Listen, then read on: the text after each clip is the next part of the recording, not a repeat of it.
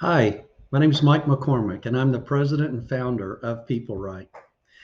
And this video, this case study, is about a financial services organization that had 147 loan officers spread all over the country who generated a 903% return on investment by collecting and using objective information to predict the performance of their future hires. Before I get into the details with you, I want to review the process that we use in conducting case studies and pilot studies for new clients. The first thing we do is define the group, the roles, who's going to be included, and what we're going to do. Then we apply our ultimate benchmarking process, which is something we have proven and improved and perfected over the last 21 years. We go through an in-depth data analysis process once we've collected all of the data and compile all of the results collected from all of the people, all of the assessments, all of the performance information that we've collected. And then we summarize those results into some key outcomes that are pertinent to the business user's perspective in terms of things they measure and can see and are impacted by in terms of performance of their employees. Lastly, we calculate a return on investment of what they get for what they invest for working with us at PeopleRight. To begin with, on this project, again, they had 147 loan officers spread across the country in multiple offices. Their manager shared performance history for all 147, and they measured 4 key performance indicators, or KPIs, for all of their loan officers. And they asked us if we could create a benchmark that could help them predict how future candidates would perform before they hired them. So we made sure, in this case, it was an existing client who had been using assessments but had not had this amount of data before. It was an extremely fast growing business who was looking to continue the fast growth in the coming year. And once all of the parameters were defined, we made sure that all 47 incumbents completed a whole person assessment that measured 20 different characteristics. Once we had all of the assessment data and all of the performance data, we combined it and then performed regression analysis to identify who the top performers and the bottom performers actually were. Statistically, mathematically, not guessing at it, we calculated it. Then we used the top performers' results, assessment results, to create a baseline high performer benchmark. We moved from that to using machine learning to maximize the benchmark. And just as a broad overview of what that means, that machine learning was able to go through thousands of different iterations, tweaking the benchmark slightly in one direction or another on those 20 different scales to see which iterations proved to be most predictive. Well, once we had gone through the process of machine learning, we compared all of the incumbents against our maximized benchmark. And the data was quite compelling. First of all, the top performers, and there was 29 top performers of the 147, their average overall job match was about 81%. The middle performers, and there was 95 of those, their overall job match was 75%. And the bottom performers, and there was 23 of those, their overall job match was 74%.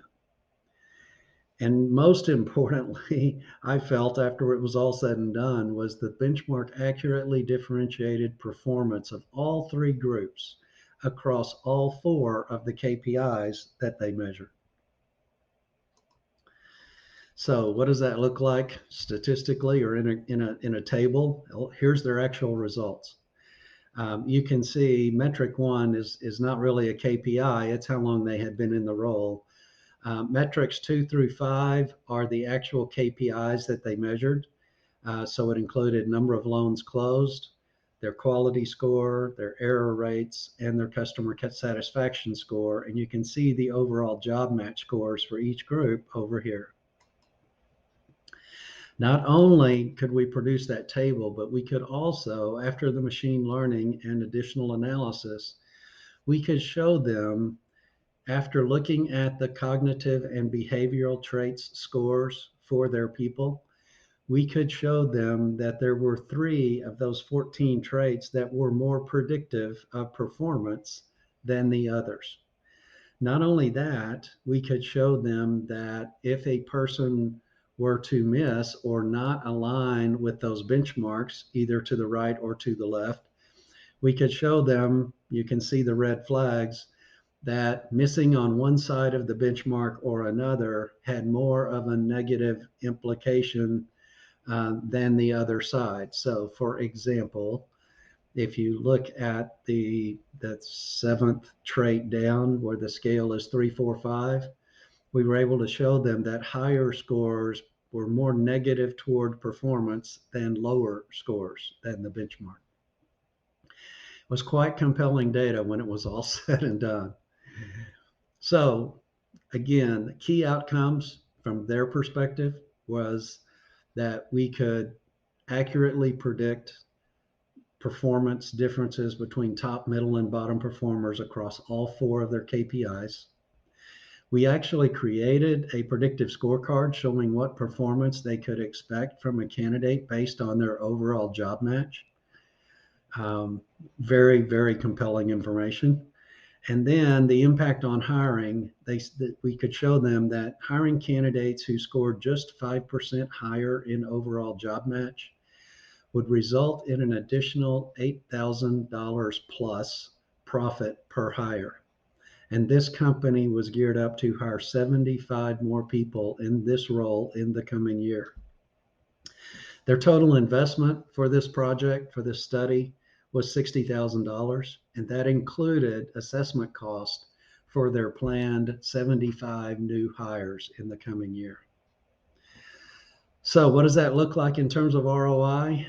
Well, if they hire 75 more people and they kind of move the benchmark or the hurdle for what kind of person they're looking for in terms of overall job match and increasing the overall job match based on what they had done in the past, they could by increasing the job match by 5%, they could make an additional $8,000 profit per hire. So that would equal $602,100. 602,100 minus project cost 60,000 divided by project cost 60,000 results in a return on investment for this study of 903%. So if you'd like to discuss what it might look like in your situation, in your company, to look at one of your critical groups in terms of performance, in terms of productivity, so we can help you find and keep more top performing employees, and you can find and reach your goals faster, have fewer headaches, and spend less time dealing with poor performers, you can click below and schedule time on my calendar for us to have an introductory conversation with no commitment, just a discussion to see where you are, what you'd like to get out of it, and what kind of information you have as a starting point, and then we can go from there. We hope to hear from you soon. Take care.